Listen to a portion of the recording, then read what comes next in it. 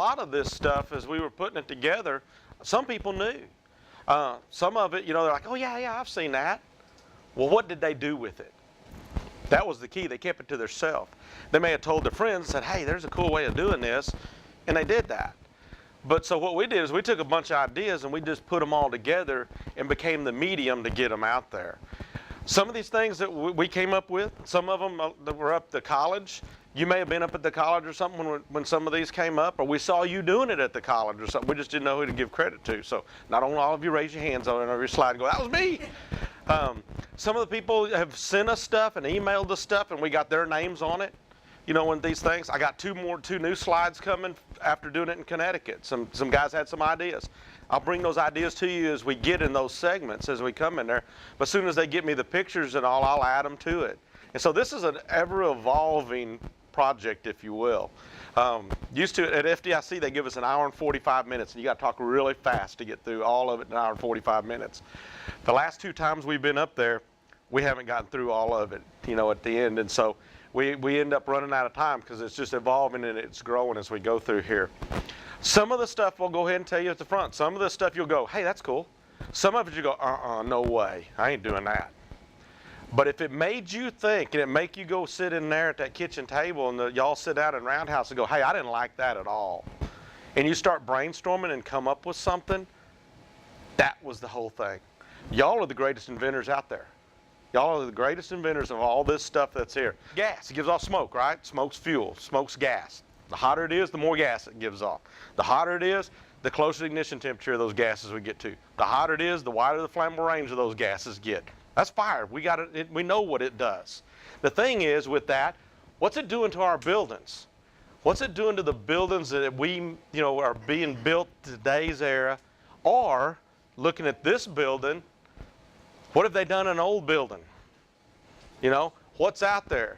As you do a 360, hopefully your tactics may change on this thing. Going to the roof from the front will be an awakening as you come in here, and look at this thing.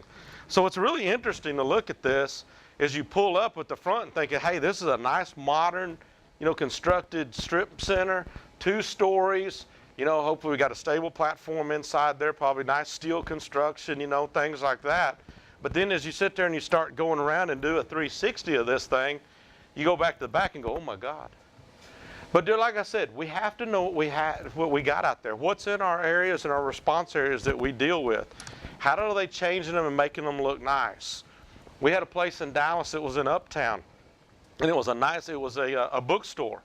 And we went in there and everybody looked at it and everything and said, hey, clap zones and everything with this thing, be careful because it's a tilt wall building, and on there looking at it and they see all the brick on it.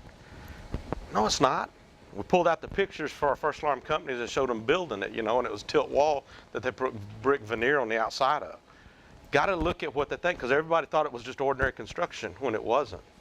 It was tilt wall construction. So know what we have out there. Walking around looking and seeing what you have. The other thing is looking at these, and this is going to be particularly important to you guys. And Lucas and Murphy and all around in here, Fairview, everywhere around in this area, as we look at it, custom framed, versus truss framed. And so we have to look at those things. A custom frame roof is a strong roof, all right? The strongest point of that roof is the ridge board, all right? The ridge board takes your weight when you're up there, and that's the safest place for you to walk, and it takes it down the rafters and distributes that weight down each rafter to the top plate, okay, where it rests on that top plate, all right? So that's the safest place on this roof. So the old things that you're talking about, go to the top, cut as close over the top of the fire as safely possible, is still a good additive with this type of roof. We got to know where these roofs are. The nemesis is when we come back to the truss roof, all right? From the outside, it's hard to tell, as we look at those things. Some of the easy ways to tell with it is look at how the decking a lot of times may droop in between the trusses. You can sometimes see how it wafers as you go across. There's no ridge board if you'll look. And you'll notice through there's no ridge board. So it's not the safest place to go on these roofs. The decking holds all the trusses in place across there. Okay, so that's what holds everything up as we go through. These things are put together with gusset plates instead of nails. Gusset plates penetrate the wood 3/8 of an inch. All right, so there's not much actually holding those things together. As you look at them also, was with Ron and John Ashman, we watched them unloading some of these in McKinney as they were building a church, and as they picked them up and offloaded them, they fell apart. And they were all laying there as a heap of wood. Well, all the construction guys got out there and started putting the puzzle back together. And then they'd go with a hammer and do it, and then they would lift one gently up there, lay it on the top of the top plates, and then once they got them all up there, they started rolling them up. But that was after they reassembled them when they fell apart after taking them off the truck. So anyway, that's kind of as these things go. Generally made out of 2x4s. 2x4s generally have a burn-through time of 10 minutes. So we're looking at what type, of time frame we have to deal with once fire enters a space with the trusses. The safest place to walk is where the truss sits on the top plate. It's a smart board. Man, this class is going to be over in 10 minutes. Watch this. Bam, bam, bam, bam, bam. Smart board, smarter than I am. So don't touch that one. I'll touch this one. Don't touch anything. Safest place to walk is where the truss sits on the top plate. Okay, that's the safest and strongest place on this type of a roof and everything. Big thing is working off a roof ladder. If you know what type of roof you have, you can determine your ventilation profile and what you're going to do with it, okay, as you look at that thing. All right, a custom framed roof, hey, we're still going to throw us a roof ladder up there, safety aspect and things like that, work off of it, get up there, use it to climb with. We're still going to sound the roof and all that, but we're going to go up higher on it because it's stronger up there. And we're going to cut our hole at that level. That's the best place for us. Truss roof, we're going to do something completely different. Still going to throw the ladder, a roof ladder up there. We're still going to, sound the roof and things like that, work and find where our trusses are. But we may do a drop cut instead. And us, the drop cut is between the rafters. 18 inches wide, 8 foot long. Kind of like a trench, if you will, okay? But a long deal. Or we're going to go up there and we're going to cut our 4x4 hole low in that roof off of where that truss sits on top of that top plate. As y'all know and probably heard, August 14th last year, we dropped a guy through the roof, Todd Crodel. And we dropped him because we didn't follow our own deals on truss roofs, and things like that. And that's what happened is Todd walked between two of the trusses and actually walked right up between those and was going to the upper part of the roof when he fell through it and got trapped in the attic. So, like I said, looking at these things, if we don't know what kind of roof it is, what do we assume? It's a truss. Exactly. If we don't know, it's a truss until we prove otherwise. The other thing is we're talking about roofs also between floors, parallel cord between floors and things like that to look at. When we do that now with the parallel cords between the floors, we have opened up that entire space to fire travel between the floors. So not only are our buildings getting larger with less building materials held together with less anchoring systems, we've also now added tremendous void areas in these buildings with the parallel cord construction and these. You can use it as a guide. From the end of the saw, on this particular saw, there's molded in the plastic there is a line and it's black on there. From here to here, 16 inches. So what you can do is once you get up there and you sound your roof and you find that first rafter or first truss or something, you can mark that one. Normally you'd go and try to find another one, then you try to find the other one the other way. Here, all you do is set that line where you found that first rafter, put it right there. At the end, scribe your line. Turn it around, put this here on this end, scribe your line. Cut between them. Using your chainsaw basically as a measuring tool for you. So get it set up. If you're running an 18 or 20 inch bar or something on the thing, just measure back and put a mark on your saw. And that way your saw is ready to go and it can measure for you, and you only have to find that one rafter to deal with up there. So like I said, using your saw is really as a marking tool for you. The other thing, and this is we're teaching our guys in the ladder class that we're doing this next in service trays, is with the truck companies and stuff, how many trips does it take to get everything there? You watch fire scenes and watch things and everything, you see people going back and forth, back and forth, back and forth. Well, what's happening as you're going back and forth, back and forth? Time's getting away from you, okay? Fire's advanced. If we already have maybe fire in that attic space, what are we doing as far as our time of the burn through that 2x4? You know, if we do all that stuff, we may not even have a chance. Make things easier on us. Let's make one trip. Take your 24-foot extension, put it on the ground. Take your roof ladder, take it off, deploy the hooks, hook it in one of the rungs of the 24-foot extension. Set your saws on there, set your pike poles on there, your rubbish hook, you know, all that, set it on there, and then pick it up and carry it over and make one trip. The thing is if you have one person and you can still do all of this stuff, pick one end up of it up and drag it. All right, I mean, you know, if all else, you know, you can drag it that way. 2 people works really nice, but basically you're making a tote. That's all you're doing is making a tote instead of taking the 24 over there, going back and getting the 16, going back and getting the power tools, going back and getting the hooks and everything else. Make one trip and put everything on it. And it just makes a practice of doing it, you know, and when you do those things. When you get there, as you're approaching the scene with this, look at it. Look at the building and where you're going to set it. Of course, check your overhead obstructions. But as you're coming over there, whoever's at the heel of the ladder, call the raise. Go ahead and say flat raise, beam raise, whatever type of raise you're going to do if you got room for, call it. Set the ladders down in that method of that raise. Take all your stuff off of it. Leave the 2 ladders together and raise them together. All right? Make one ladder raise with them both together. And then just roll the one off of the other one, and you got both of them set to the building. And that way we're not stopping and taking the ladder off, raising it, then going and raising the other ladder. Raise them both at the same time. And that way you got both of them set. Here's the deal we've run into working off of it with the roof ladders. You know, is wanting the roof ladder up there now, is making sure that it's anchored into the roof in some fashion. What's happened to our guys several times and all is you're not always, I ain't touching it, is you want to sit here and you want to, you know, the ideal is to stay in the middle of the roof ladder. That way your weight's distributed and things like that. But it doesn't always happen. The guys get off to the side and they'll get over here on the beam, and if these hooks aren't engaged in some way, that ladder will flip up, okay? And now they got a ladder sliding down the roof. You know, you got guys down there, you know, that hazards to them. Now the guys up there have lost their ladder, you know, things like that. When it flipped, it could have, you know, upset them and they fell.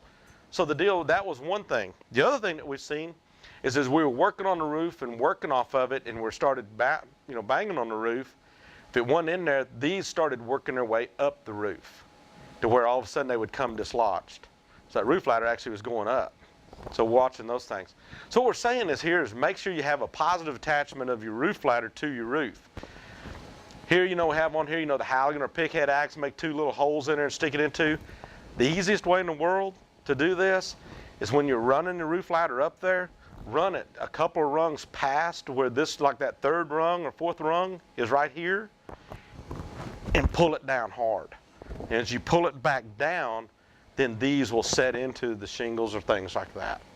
So that's the easiest way to do it. And that way, you don't have to get it deep. You just need to get it to where it's engaged in there. So securing the hooks for us. You know, adding a degree of safety. And with this, what we're doing is if we got a really pitched roof that we're having to work off of, we can't get the aerial ladder to it or something like that, and we're up there, all we're doing is we're taking our webbing. And we're big on webbing in Dallas. Each firefighter carries, it's a 10 to 12 foot section of webbing tied together in a water knot to make a loop with it. All right, so everybody has it in his pocket. We're so big on it that I got 12 extra sets of it on the car, so that if you come up and tell me, hey, I lost my webbing, I can give you a piece of webbing right then, so that you don't leave that scene without some. You know, that's kind of how big we're on the webbing, and you'll see why, because we got a lot of webbing stuff in here. As you read and you grew up in the fire service, how were you told to get slate or tile off of a roof? We got to get it off first before we can cut the roof, right? So how were we generally taught to do that? Break it. You sledgehammer, something like that, you know, maul, break it and get it off. Well, that's okay, but think about a truss roof. If you're banging and breaking tile and stuff on a truss roof, what did that banging, what is it doing underneath that? Yeah, vibrating the gussets, things like that. They're already only in 3/8 of an inch, and they may not be that much after they put them up anyway. So you have the chance of popping them off. And now you have what holding that truss together? Friction, gravity, or luck, when you get down to it, as we look at those things. So what we're saying here is it's a custom frame roof, and you know it. And like this house is in Old East Dallas on Swiss Avenue. We know it's a good balloon frame, custom constructed house. It has 1x6 underneath there. We can beat it all day on top of this thing. So that's okay. On a truss roof, pull them up. If you're going to cut it and you got time to do it, pull it up. You may have moved over, several units or something like that to ventilate it, and we may have to give up some attic. And that's okay, but pull them up. Don't bang on the roof. The other thing is a broom or shovel. Something up there to get those things out of your way. Because as you break that tile or that slate or anything, break it into small pieces, now it's sitting on top of what? Other tile or slate or things. And you step on it, it's a quick ride, And what are you going to tell Chief down there? Ain't done yet, And so go back, get it done. The thing is getting that stuff out of your way, looking at trying to make it safe up there for doing it. We kind of harp on this, and we've got some more ladder stuff later in here too, but we harp on the roof because it's a dangerous place. It's one of the most dangerous places in a structure fire. Is above the fire, doing those things up there. And and I'm sure you've looked at the fire service magazines the last couple months, and a lot of the stuff that's on YouTube and closecalls.com and all. There's been a lot of close calls on roofs here lately. A lot of close calls on roofs. And so just looking at it, and most of them have been trusses, that we've dealt with and that stuff. So careful. I mean, I'll deal with Todd, it was one of those things that, did he do anything wrong? Yeah, he did. Did we let him? Yeah, we did, and everything, and I mean, it's just, it was one of those things that, that happened, that was allowed to have happened. Should it have? No. Did we need more control? Yeah. Are we? Yeah. But I mean, he didn't really do anything that he hadn't done in the past or seen others do in the past. And so looking at that, is it a lack of training? Probably, on us, those things, taking it. We go to the roof and cut roofs every day. In the city of Dallas, the guys are cutting a roof every day somewhere. Had we used roof ladders in the past? Not much, things like that. What we found actually is we can cut a hole faster with the back of a flathead axe or a maul than we can an axe. All right, we can actually cut it quicker. It doesn't have to be pretty. Nobody's going to give you style points on this stuff up there, And so it just has to be done. It just has to be open. And what we found is a lot of times we can get next to the rafter or something and we can break it open quicker than we can cut it. What happens is most of y'all have cut with an axe, what happens to it? It gets stuck. Invariably it gets stuck every time. And then you're sitting there fighting to get it out. Plywood and a wedge of that axe like that, it's going to get stuck. What makes it get stuck quicker? Too sharp because it goes and it wedges in, it goes deeper in there. What else? Paint. Yeah, painting the axe heads gets it stuck easier also. Smooth heads of axes and stuff. Make nice openings in here so that we can accomplish the ventilation that we need. Make sure we have all the obstructions out. The only thing that we're leaving in here is we're leaving the sash or the crossbar in there. And we're leaving that if there's not a ladder outside that window. So from the guys inside, things go bad, they look across here and they see this window, they know what? There's no ladder, okay? If they look across there and they see it's completely cleared out, what's out there? A ladder. So the way of doing that. The thing is, you have to have the discipline on the fire ground to where if you see this, you know it's not there. You know if you've got to get out there, you can still do it. It's a drop and hang, right? Okay, you know that. All right? If you got this, a ladder's outside there and you can get out of it and you can bail out of it or whatever, depending on what time frame you have. The discipline comes from the other guys on the fire ground that come up there and go, hey, I need a ladder. That looks like a nice one. All this is cleared out, telling the guys there's a ladder out there, and they take your ladder out. Okay? That's the pitfall of this deal. The firefighters have to have the tenacity to look. Ladder, look up, no crossbar, I can't use it. That ladder's off limits. It might as well not be there, for my need. I got to go out and get me another ladder. And did all of y'all know that there's ladders on fire engines? Did you know that? Our guys have no idea. There's not a truck here, we ain't got a ladder. Really? You got a fire engine? Yeah, there's a ladder on it, I promise you. JD bought them with 3. Our guys are like, yeah, if there's not a truck there, there's no ladders. So go get another ladder. There's plenty of them there as we deal with it. But anyway, basically as we look at this thing, crossbar in place, cross here, no ladder. No crossbar, there's a ladder out there. And the discipline to leave the ladders set where they are. Because basically we're making sure that these guys up here have a way out in case something bad happens and they can get out. Having lights, and using our lights and everything. How many of y'all been in a fire and searching a room and you went around that room several times? Yeah, we've done it and we missed the door, or something. And we did it, we searched the room 2 or 3 times. And then we moved on, we're like, hey, wow, that room's covered real good. I know, but I ain't telling nobody else. I'm just telling them it's done, Could we have saved time and effort if we'd have put something by the door that we entered to mark our spot, to help us? Sure. Just a small light, a flashlight or something by there. Little flashing strobes. Home Depot, Lowe's, you can get those little LED lights now for 99 cents. The other day I saw like they had 8 of them for $10 or something, or it was 10 for 8 or something. Cheap. Great. Keep it in your pocket, nice and easy. If you lose it, $1's gone, But you find your way back. Plus, it gives you quicker time to checking, finding your way in and out of that room. Get you to another room quicker, which benefits if somebody is in that next room and things like that. But a small flashlight. How about taping one to the beam of the ladder, or something. That way in the smoke, in the dark, at night, things like that, it's easy to see and scan across. Our ladder's right there. Instead of going, I think it's over there, and having to go walk here and then walk down. You know where it's at. Some things like that, just looking at it. Sometimes they have those little strobes and all. The other thing is a lot of the manufacturers and sometimes carry the lights, the stream lights and things like that in different brands. What brand is that we have at the college, the little red one? You remember?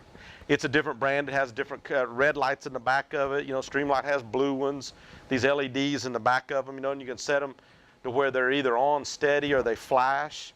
That's nice sometimes because you don't have this huge beam in the front, blinding you or in the smoke or making it look like fog in the headlight in there, with things like that. But personally, I don't want to leave my good light like that. I'd rather leave my little 99 cent when I find it, and stuff like that. I may find something and I need this one. So something that you have, that you get a little light to find your way back. Back in the 80s, I wish I'd have had one or something. We used to have what was squad companies. Basically, it was a Manpower Squad, was a suburban, squad, 4 guys on it, SCBA, some hand tools, and all we did was go to fires. And that was it. We made a church fire downtown Dallas. It's just on the north side of downtown, and we thought, man, this is going to be cool. First engines were in. They told us taking a tack line in, and back them up, cool. So we just went in, found the center deal between the pews, and went right through it. So we thought. We were going back there, fires in the back. All the guys were in the back. We kept going, found some steps, went up the steps, thought we was going up on the pulpit and everything, Went across a little bit further. What the hell? Went left. Where are we? This isn't any church we've been to. Well, we didn't squirt a drop of water. And as the smoke started clearing, we were on a boxing ring. This part of the church, they made the athletic center. There were no pews on either side, but we thought. We couldn't see that when we went in, but we were on a boxing ring. And we went around, and we had 150 feet of hose wrapped around that boxing ring. It'd been nice if we went up on the boxing ring and left something and said, hey, we're back where we were. We had no idea what we were into. So we got off that boxing ring real quick, went outside, said, man, that's a hell of a fire, what? We didn't tell nobody what was on a boxing ring. Knowing where we're at. When we take a 24-35 off our apparatus and we're trying to set it and there's a rescue to be made and everything, what's the first thing we got to do once we get that ladder, check overhead obstructions and get it upright? We got to untie the halyard. Why? Because when we take it down, we tie it right there where it's convenient. It's upright. It's right here. We wrap it around all the rungs and everything, right? Why don't we tie it on the bottom rung of the fly section of that ladder? That way when we raise it, clear up our obstructions, raise our ladder, all we have to do is start pulling on that halyard to get it up. Save time. Rescue is the most time-sensitive thing we do, right? Vent enter search, things like that. Somebody's in the window, we got to get up there, get mom out or the kids out or something and everything. It's the most time-sensitive. What do you think they're going to be doing as you're sitting there going, I got to untie this, I'll be right there. And you're working on this ladder. We kind of harm ourselves and we defeat ourselves sometimes, because we do what's convenient of how we tie that thing off. If we tie it on the bottom rung of the bed section of the ladder, as soon as that ladder is upright, we can start pulling on it and getting it in and lock it in place. Lay it in the windows, lay it in a rescue set or whatever, and get up that ladder. Are we really, really relying on that rope to keep that ladder from coming down? If we're waiting on that rope, that manila rope that's hanging on the side of the fire engine or whatever, and then the weather and everything else, for our life safety, something's not right. All it is really a raising tool. Then we tie it off to get it out of the way so we don't trip over it, right? As that guy's heeling that ladder as you go up there, he has some downtime once you're off of the ladder or whatever, he can tie it. If you don't get it tied, is it a big deal? As we look at that, if those ladder locks don't hold that ladder up, we got a problem already as we look at it. But rescue is the most time-sensitive thing we do. So why don't we fix our stuff to where we can maintain that time sensitivity, as we look in there. So, no lost time on raising our ladders as we go through here. Folks with aerial apparatus and everything, basically what this was looking at is a lot of the apparatus, the older apparatuses had to be pinned or something in here. Or now the new ones, have the levers on it. If you had a pinned apparatus, is what we were telling them here, first thing is make sure it's pinned to something, all right? If the pin is not there, and it's not pinned in something, and you raise your aerial and you go into defensive mode for ladder pipe operations and you shoot the water to it, what's going to happen? It's going to take that last section of pipe with the nozzle on it and ram it out there, and you hope it holds when it hits the end of it. There's instances across the country it hasn't. And the ones of it, and the worst of it was it killed 2 people. Killed the chief and another firefighter, I can't remember the rank, but it killed the chief of the department and another guy as that thing landed on him as it came out. So we're saying one is pin it. One method or another, it needs to be pinned. The best way to pin it is pin it in a rescue mode. Again, rescue is the most time-sensitive thing we do. Our new ladders actually have a lever on it for waterway or rescue. You keep that lever in the rescue mode. Again, it's the most time-sensitive thing we do as we look at it. If we're going defensive, we got time to get that set, to get it all right, and everything. We can go up there, retract it, just put it in waterway and extend it back out if we need to. If we're going defensive with that thing, we got some time generally, as we're dealing with it. Rescue, like I said, again, it's the most time-sensitive thing we do, so we need to make sure that our stuff is ready for that operation.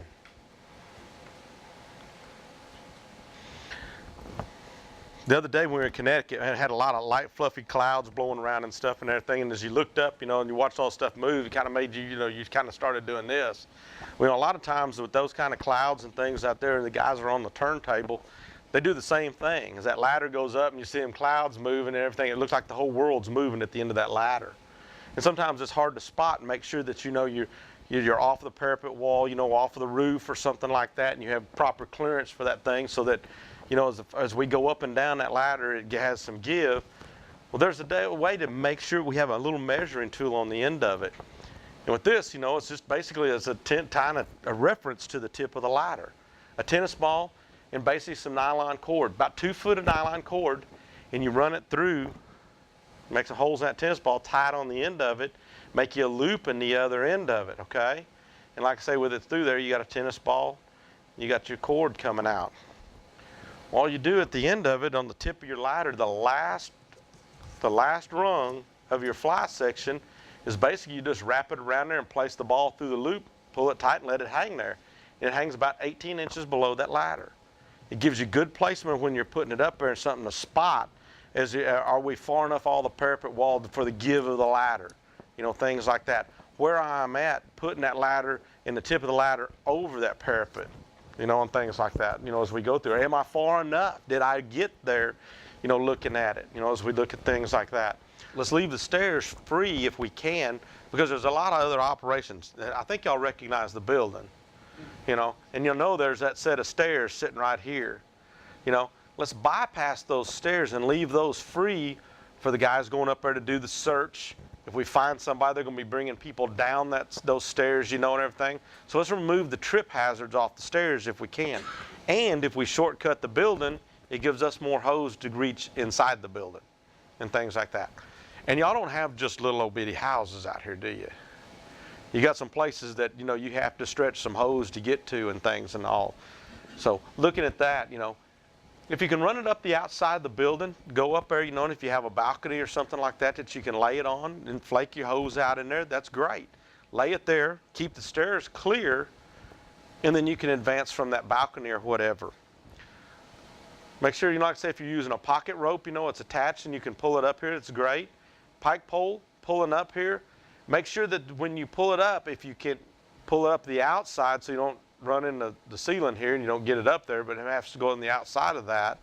Or depending on what type of hook, you know, or which way it's hooked on there, maybe you can we're able to turn it and put your pike pole in there and land it in there. Just be careful that when you do it, you don't hinder yourself by running into the ceiling, or if you do bend your pike pole the wrong way, the nozzle falls off of your pike pole.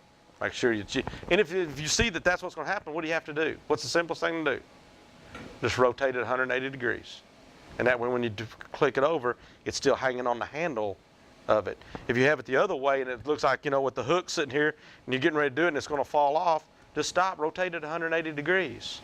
You know, something like that. Foam in a jug. We carry 1 gallon, we're green in Dallas. We try to recycle all these 1-gallon jugs. And what we do is we put them on all the engine companies and we put foam in them, Class A foam. And basically what it is that way, you know, some of our older extra apparatus now, you have to, when you put foam in the pump and everything, you have to flush everything and do all that. Well, I mean, if we have to, that's great. But if we got a dumpster fire or something like that, or some rubbish, trash, something, we don't have to do that. We carry the foam in a jug here. And all we do is, like I say, we take the cap, we put a hole in the cap, just pierce it with, you know, an ice pick or something. And then what we do is take the cap off, put a glove over that, an exam glove, screw the cap back on top of it, and put it in the compartment. When you're ready to use it, unscrew the cap, take the glove off, put the cap back on, and then you just squirt it in a stream. And so we sit there and squirt that in there. Like I say, it's great for dumpsters, trash, grass, you know, whatever you want to. We use it on overhauling small frame homes. You don't turn the place white with the thing and stuff. But it's easy to use in different places if you need it and things like that. So it's just another alternative to having to run it through your pump and everything like that. So like I said, we just carry Class A in there and use that. The other thing is we got more stuff, you know, to put jugs in, you know, trying to recycle it. You can carry like a little equipment line in there. You keep it in there instead of a bag or something. It's another deal that you come up with, you know, and just running it, cutting the opening there so it helps you pull it through. You know, as you pull right here, you can just pull straight down in there, feed it in there, just like it was into a bag. Put carabiners on the end of it if you want to, you know, and just tie a figure 8 on the end of it. You know, whatever you want to, and nice, something easy to do. You get upstairs, hold the end of it, throw the jug over, the weight and everything, it just helps it go down and it feeds out the top. So just something else to help keep, you know, maybe rope in, equipment line, things like that. Throw this off there to help pull the line up the side of the building, up to the balcony or something. You know, doing things like that, hoisting some tools if you need to. But just another way of carrying an equipment line, you know, in a nice, you know, it's an opening. It's not as hard as, you know, as a bag and trying to keep it open and all sometimes. It's just another option, another option.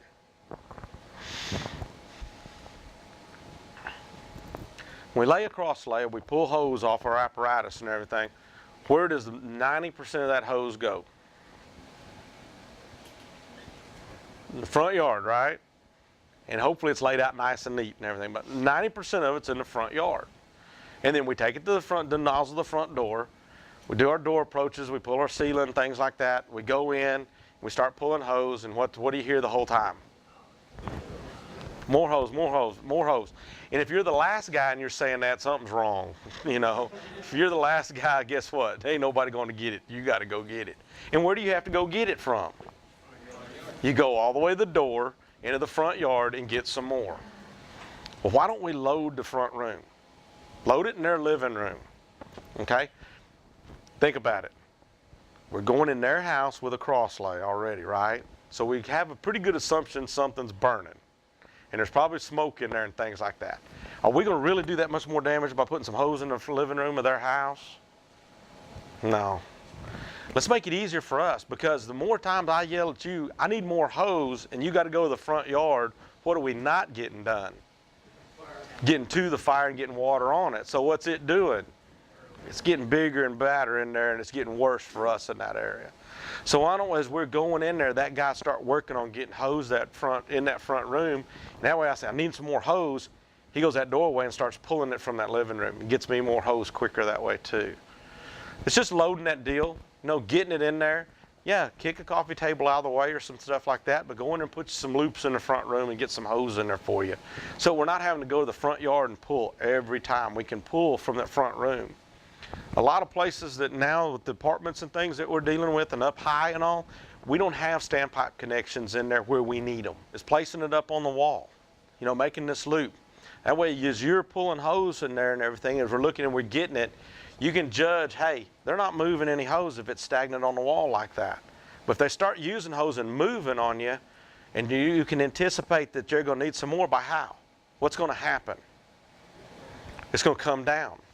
As they pull on this hose here, and they pull and it goes this way, this loop is going to come down. So for the guy pulling hose back here, he's got a measurement tool that, hey, they're using hose. I need to push some more in here. They're going. All right, so he can push some more, either make some loops or push some more up the wall again to keep his measuring tool. So he's made him a sense of measuring in there and something visual to see when they're moving. Okay, so just something to help you in there. So looking at that. While that's sitting there and stagnant, he can get a couple of loops and put a couple of loops in that room. They start moving, it comes down, he pushes some more up there, and he doesn't have to go anywhere except right there in his little area. He doesn't have to go back to the front yard, because what do? We preloaded the room with some hose. That nozzle guy doesn't have nothing to do. That guy, those guys behind him, they're the ones that make it happen.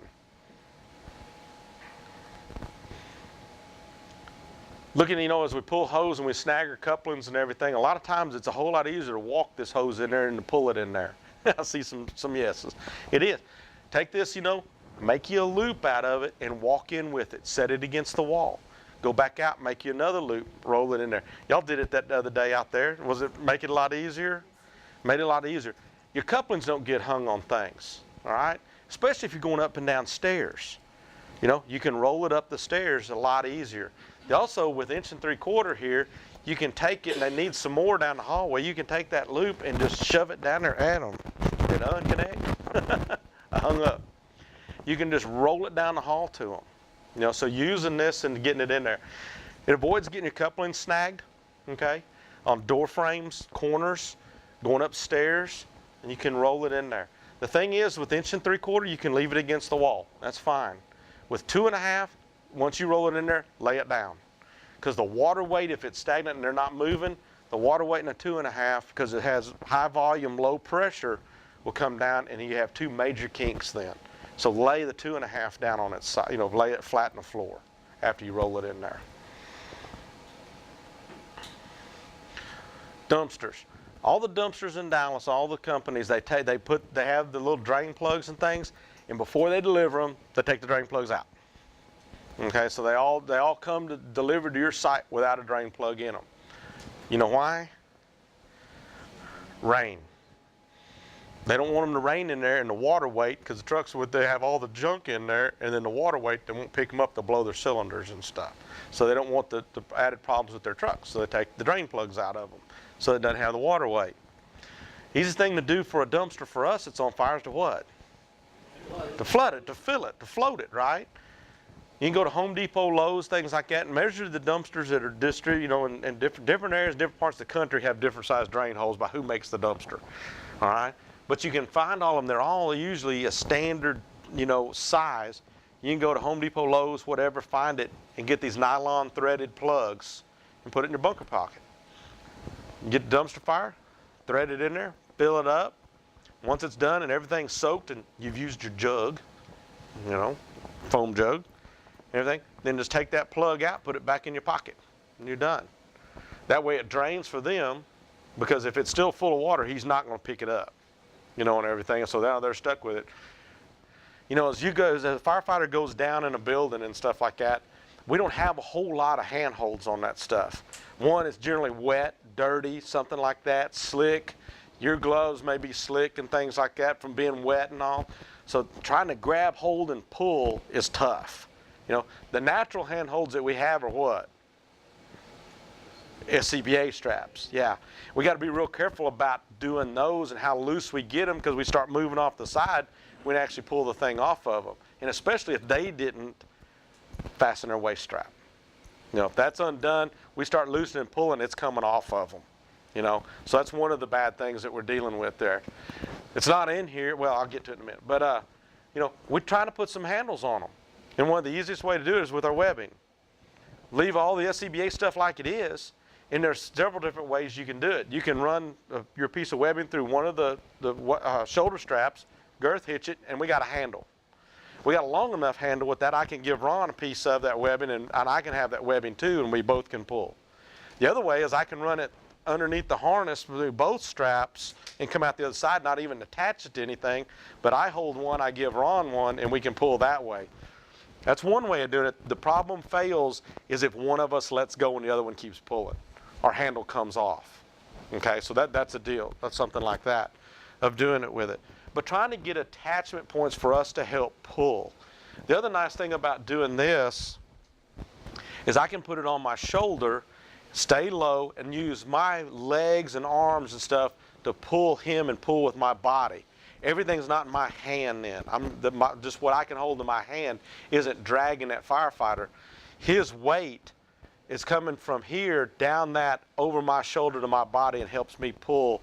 And I'm not physically trying to try to hang on to him. And we can move it. The nice thing here is you have another firefighter. If he'll get down here at the end, put one leg up over the shoulder and push. And all then that this guy has to do is direct at where we're going.